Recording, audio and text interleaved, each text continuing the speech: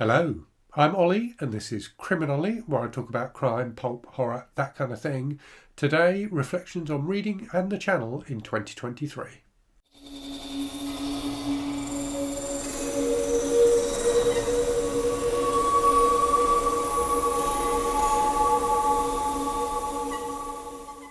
So I'm filming this on Boxing Day, the 26th of December, and it felt like an appropriate time to take a look back at 2023 and just think generally about my reading in 2023 and also about what's been happening on the channel this year.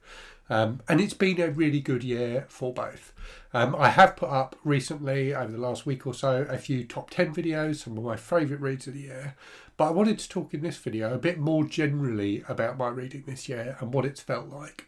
And also talk about, what's been happening with me from a YouTube perspective. So let's talk about the reading stuff first. So as things stand, Goodreads is telling me I've read 374 books this year, which is a bit ridiculous. Now that does include manga volumes. So this was a year where I've been reading more manga and like comic books than I have done for a very long time. So I used to read a lot of comics and some manga when I was in my teens and 20s, but I hadn't read any, consistently. I'd read things here and there, but I hadn't read much until this year when I started kind of looking at manga and did a few videos about reading manga, which I ended up discontinuing that series of videos because I couldn't really get a format that worked for me and worked for you as an audience. But I have still been reading manga. So that 374 includes a fair amount of manga. I'm not sure exactly how much, but I would have said a guess, the 74 may be manga. So maybe it's 300 traditional books and 74 volumes of manga, something like that. So a lot anyway.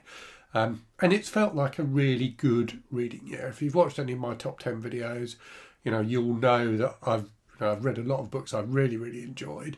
I've read a lot of books that I haven't enjoyed, that haven't been fantastic books this year. But I think it's important to read books like that sometimes. I'm a big fan of like 3-star reads. I don't think that every book needs to be brilliant. I think you need a variety of different things. And if you only read books that were artistically outstanding, I think you get bored of it after a while. So I'm quite happy with having a reading diet that's interspersed with a few books that are just fine, fairly mindless entertainment, as well as things that are a bit richer. So yes, it's been a good reading year. And one of the standout things for me from a reading perspective this year has been the amount of buddy reads and group reads I've done. So I've been involved in, a few different group reads for different events that I've been, that I've either been a co-host of or just been participating in. And I've been doing a lot more buddy reads this year as well. So I launched my Patreon this year. And one of the things I do with my patrons is do a buddy read every month and a group read as well. So we do we have like a Patreon book club, and I also do a buddy read. And then I've also this year been reading with Anne from the channel, Anne Novella. We're working our way through Patricia Highsmith's books. So I've been doing at least 2 buddy reads a month and at least 1 group read.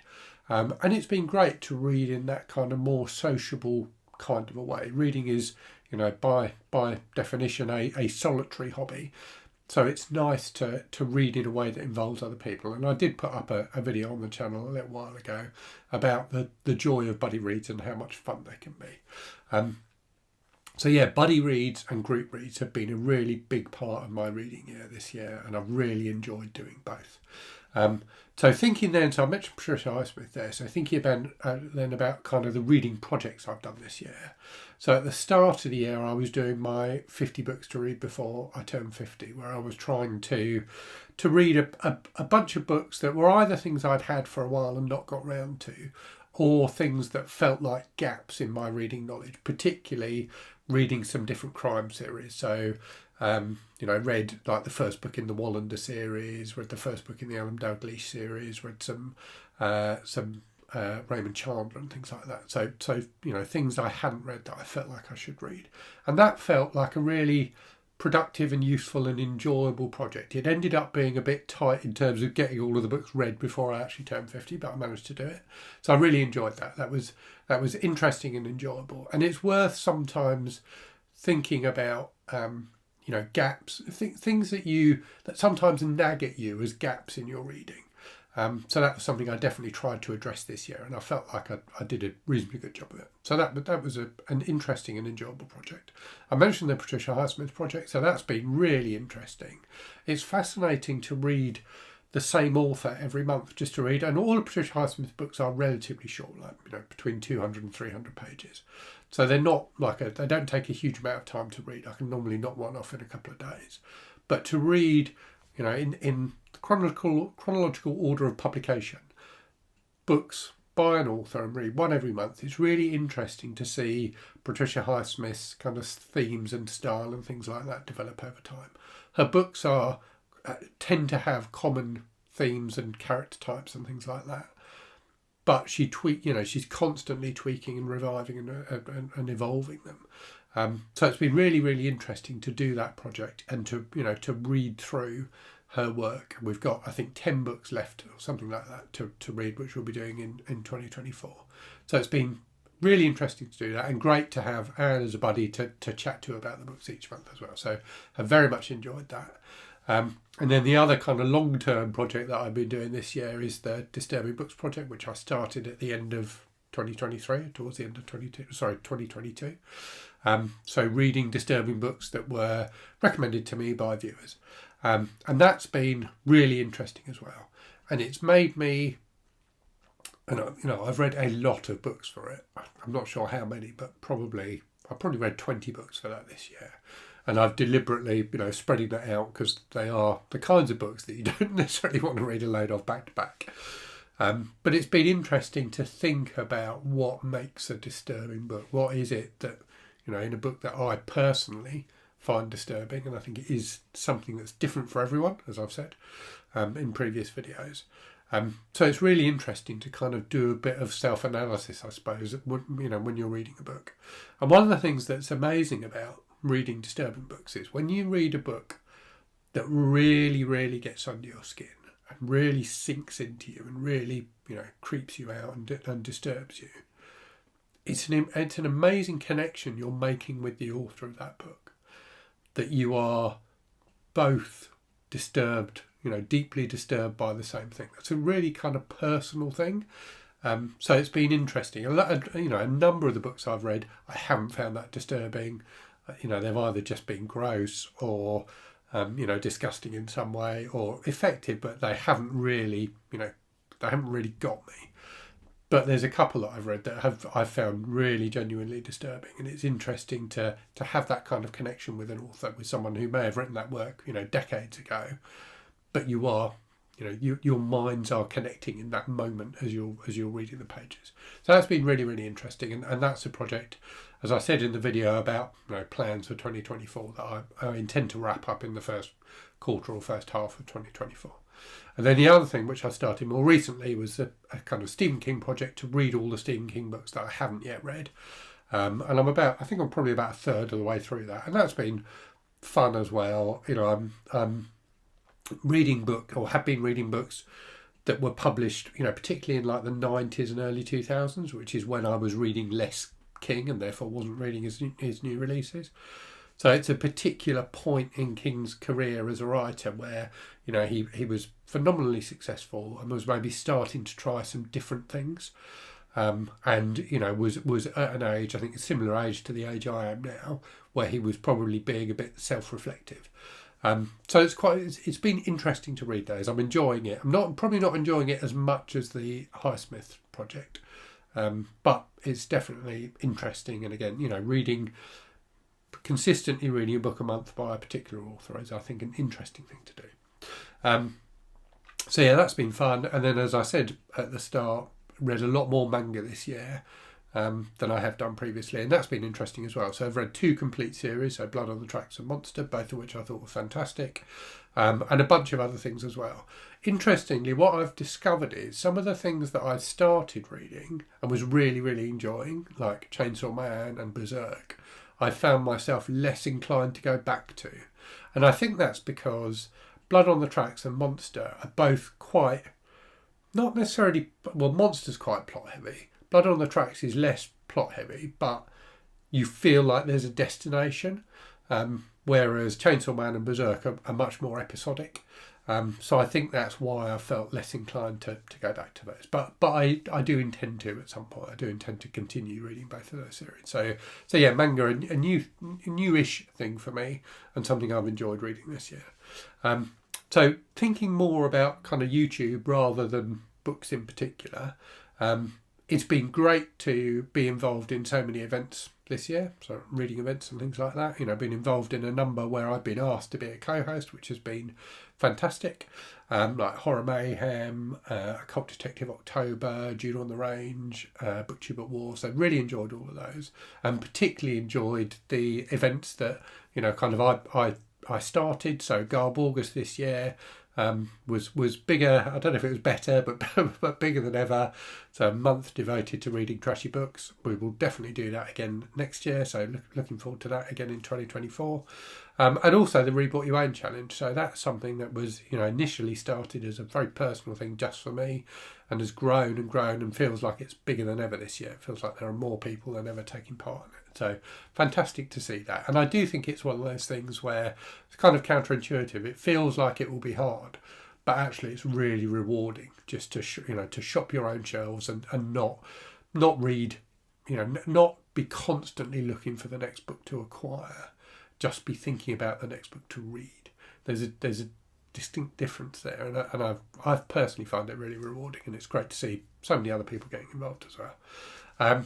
And then the other big thing I did, which not reading related, but the other thing I did this year, which I did talk about on the channel, was Movember. So you may remember me being clean shaven for a while.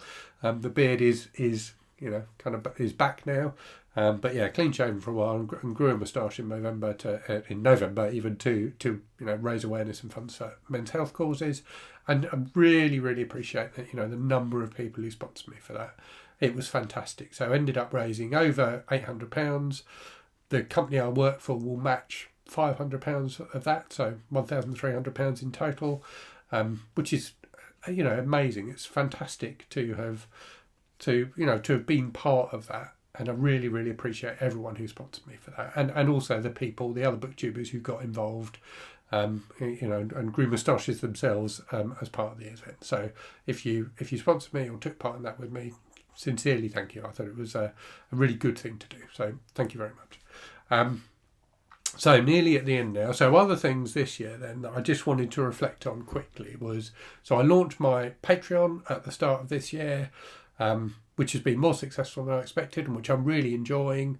So it's just nice to have a little community that I can chat books with in a slightly more regular and intimate way. It's a struggle. It has become a struggle for me to keep up with the comments on videos on the channel. I try to, I read them all and I reply to as many as I can, but there are a lot. And Patreon, ends up being a smaller, slightly tighter knit community, and I do pretty much daily, like little update videos on what I'm reading and things like that, and I have interactions with my patrons through that, and other things as well, like the group reads we do. So that's been really rewarding for me, and I really sincerely appreciate everyone who supports me in that way. It really is appreciated. And then in terms of the channel generally, the channel has continued to grow this year. So I had kind of fairly explosive growth at the end of 2022 in response to a video that I'd put up that the algorithm got hold of and ended up getting tons more views than most of my videos do. So the channel grew, massively at the end of 2022. This year has grown, at a good, regular, comfortable rate. So really, really pleased that people are continuing to enjoy the videos, continuing to engage with the channel. I really do appreciate everyone who watches, everyone who likes, everyone who comments. I still find it very, very weird that as many people watch my videos as do. I never expected this to be anything like as successful a channel as it has been. But I'm still really, really enjoying doing it. So really enjoying talking to you about books, recommending books, and importantly, people often thank me, like leave comments saying, "Oh, thanks for recommending such and such a book. I really enjoyed it." And I've had messages over Christmas from people saying thanks for all the recommendations this year. I think what people don't I always get is that I get so many recommendations through the channel. So I've had so many fantastic books recommended to me this year by people in the comments, people emailing me, people messaging me on Instagram or whatever, and that's wonderful for me. Reading is something that, as I said earlier, reading is kind of a solitary thing. It's a thing you do on your own. So to feel part of a community of readers is a wonderful, wonderful thing. And I love getting all those recommendations. I get far too many to be able to read all of the books, but I do read a lot of the books that I get recommended. So often when you see me talking about a book on the channel, that is a book that someone has recommended to me in the comments or on my Discord server or wherever. So yeah, that's, for me, is one of the most rewarding things about having the channel, is getting a constant stream of fantastic recommendations of books that people think I will enjoy, and 9 times out of 10 I do enjoy. So if you've ever recommended me a book, thank you very much. Right, I'm going to leave it there. I'll leave you to your days, but I just wanted to end by again saying thank you so much for watching my videos, for for giving me likes, for engaging with the channel. I really, really appreciate it. I really value this part of my reading life now. It's changed my reading life in a really positive way, I think. So thank you. Hope you will continue enjoying my videos in 2024. I hope you've had a lovely festive period. Have a fantastic 2024. And as always, thank you very much for watching. Hope you're safe and well out there. Hope you're really good stuff. And I'll speak to you again very soon. Cheerio.